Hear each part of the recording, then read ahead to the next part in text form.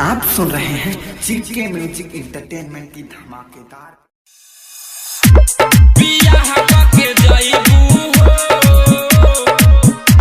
संगीत Santosh Chaurasia, DJ Kanchan Raj Muzaffarpur.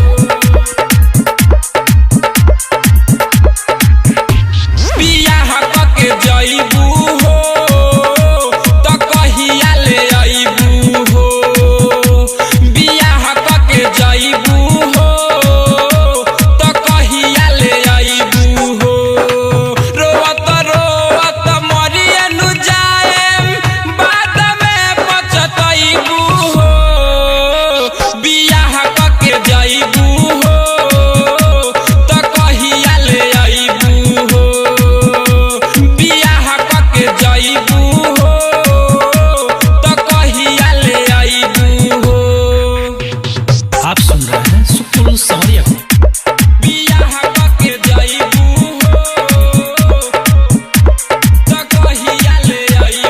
DJ Kanchan Raj Muzaffarpur. हमारा से ज्यादा प्यार पियवा न करी, हमरे नु याद तोरा ससुरा में पड़ी, हमरे नु याद तोरा ससुरा में पड़ी। ओ हमारा से ज्यादा प्यार पियवा न करी, हमरे नु याद तोरा ससुरा में पड़ी। आई न निंदिया दिन या राती, सुतल रहबू हो करन जारी, बियाह क के जइबू